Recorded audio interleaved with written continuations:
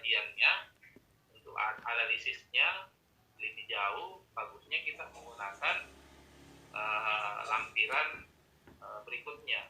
Cuman dia menggunakan sistem coding, gitu ya. Dia menggunakan sistem pengkodean itu, ya. Ada kode E, kode D, kode C, kode B, kode A, ya. Jadi untuk kode E ini adalah tindakan berbahaya. Pengisiannya ya dengan menggunakan coding system. Kode D ini adalah kondisi berbahaya. Untuk C berarti tipe kecelakaannya seperti apa. Untuk kode B sumber kecelakaannya karena apa. Kemudian kode A itu akibat kecelakaannya itu seperti apa. Jadi kita nanti mengisinya untuk pengkajiannya ya, kita menggunakan sistem klasifikasi pengkodean.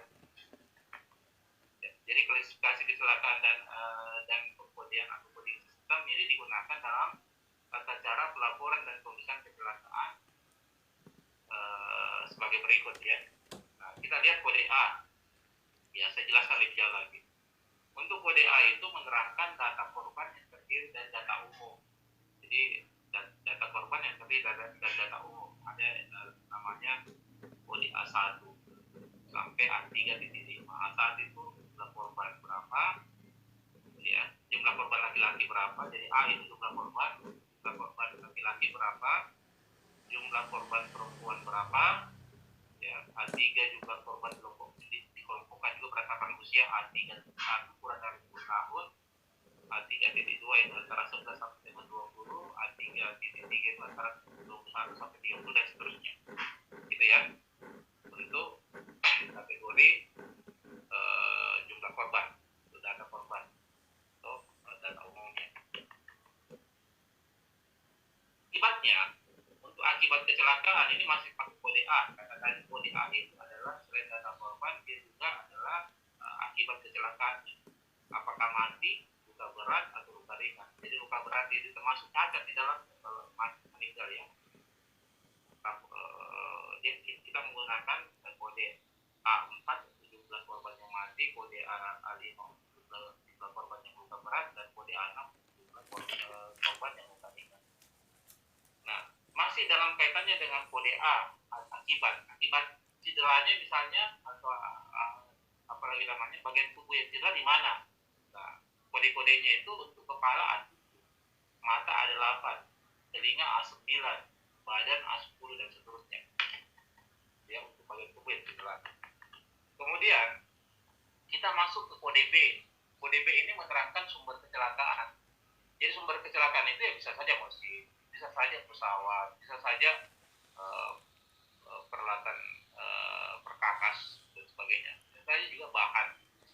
Jadi sumber kecelakaan itu bisa saja bahan kimia, bisa saja karena faktor lingkungan, bisa saja karena bahan kimia berbahaya. Nah, ini ada kode-kodenya ya. Untuk B1 disebut di sana mesin, mulai dari mesin pon, mesin pres, gergaji, mesin bor, mesin penut dan sebagainya. B2 misalnya penggerak mula, mesin diesel ya, atau motor bakar, atau pompa angin, kompresor ya, pompa air dan seterusnya. B3 itu lift ya, kita biasa gunakan lift di hotel, di mall. Jadi ini kodenya B3 untuk lift. B4 untuk pesawat angkat atau angkut ya, misalnya keran angkat, misalnya apalagi tower crane dan seterusnya, overhead crane. Ada juga B5 conveyor dan seterusnya. Jadi sumber kecelakaan itu dengan menggunakan kode B. Nanti dicek untuk kode-kode berikutnya. Sekarang kita masuk melihat kode C. Kode C itu menerangkan tipe kecelakaannya seperti apa. Jadi kalau ada yang meninggal akibat karena kecelakaan kerja, pasti ada penyebab sehingga ada ruda paksa yang menyebabkan dia tidak sadarkan diri misalnya. Ada ruda paksa yang pasti yang terjadi akibat dia tidak apalagi namanya, yang mengakibatkan dia sampai meninggal.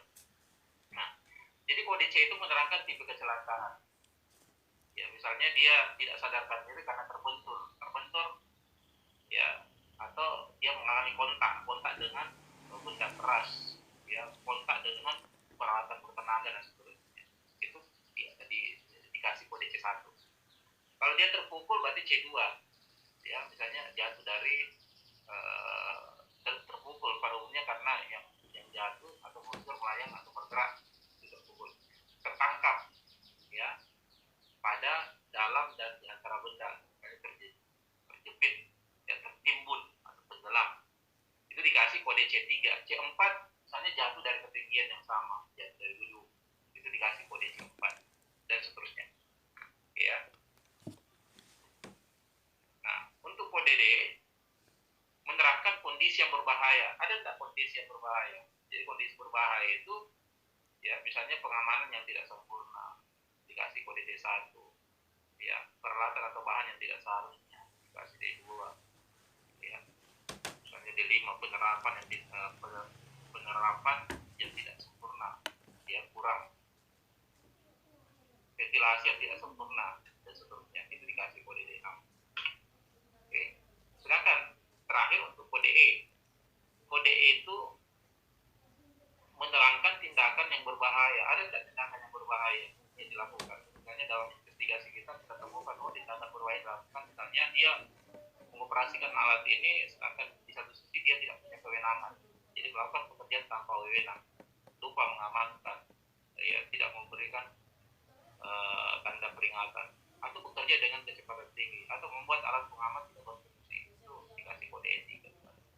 Dikasih kode E4, misalnya memakai peralatan yang tidak aman atau tanpa pelanggan. Oke, ya, untuk kode E. Nah, ini format lampirannya itu ada di lampiran 2 Peraturan Menteri 0398. Ya, untuk tentunya laporan pemeriksaan dan pengkajian keberatan. Jadi penting juga kita isi ini. Tapi yang paling utama yang saya maksud tadi adalah 3KK2A sebagai laporan awal kita. Ini kan nanti untuk bahan analisis dan seterusnya dan seterusnya. Dan kami pun juga sebagai pengawas ketenagakerjaan menggunakan Permenaker ini, lampiran 2 ini dalam rangka untuk pemeriksaan dan pengkajian kecelakaan yang terjadi di tempat kerja tentunya.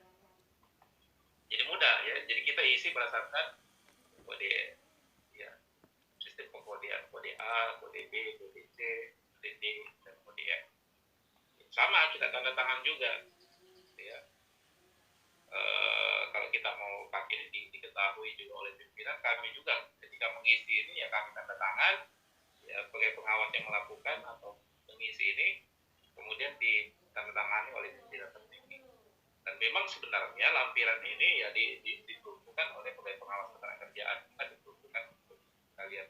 Tapi kalau kalian juga pengen, kali ketiga juga pengen mengkaji kasus